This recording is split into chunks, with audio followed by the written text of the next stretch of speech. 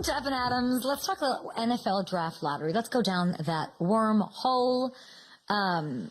We've got lots to talk about. Drew Bledsoe, a true legend, joining our show. We're going to talk a little Patriots, a little Drake May. And then we've got lots to go over with Trevor Sickman, a little NFL storylines. I want to get right into it and talk about Trey Hendrickson. And let's talk about Trey Hendrickson. I didn't want to. I thought that by May 14th, this would be done. I would have hoped that it would have been solved, and it's not. And I think it's May 14th, and I think we need to get a grip. I'm not interested in who's to blame. Of course, there's Trey and the agent, a lot of blame for the agent, the Bengals side of things. I'm not really that interested in that. I'm interested in what now, and I'm interested in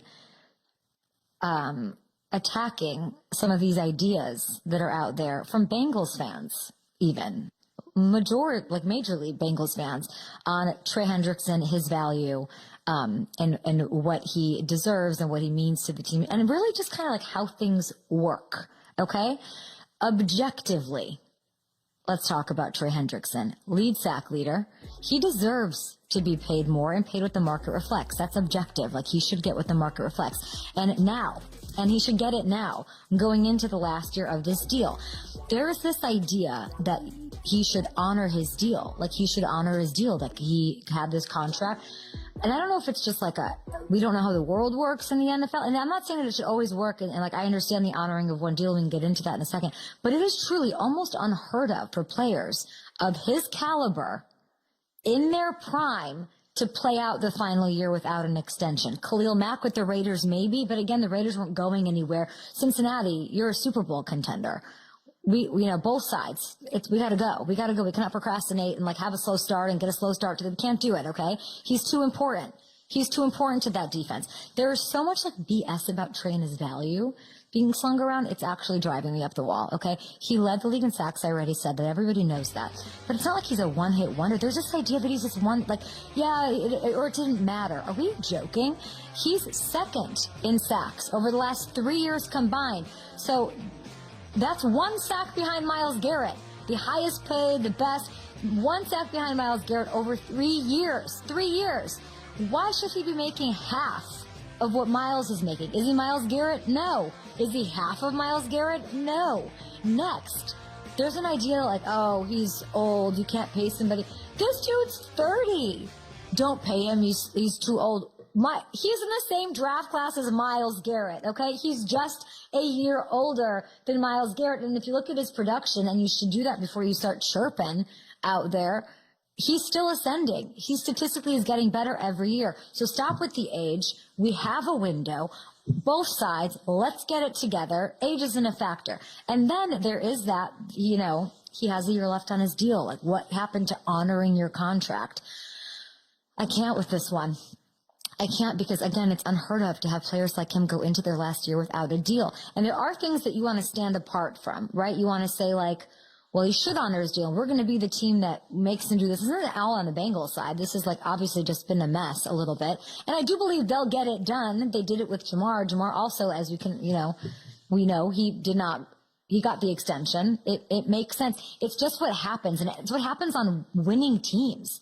Okay, so it happens on teams like the Eagles. The Chiefs get ahead of things more often than not. There are teams that do that, and then they're the most successful. And you want it for there's other. We'll get into some of this, but the Eagles, a great example, like AJ, Devontae, Jayden, Saquon. They keep everyone happy, and it saved them cap space in the long run. There's number sense to it. There's culture sense to it. We've seen the Bills do this as well. This isn't one of those things you want to like dig your heels in out on, honoring a contract. And then if you look at that argument, if you're like Trey's side, let's have a little empathy for that. You're seeing what other guys are getting paid. You're seeing how meaningful you are. You're seeing how you were the one staple on that defense, to try to do everything you can, do it the right way. He showed up in good faith. Like, I don't know, exactly what's going on with all that.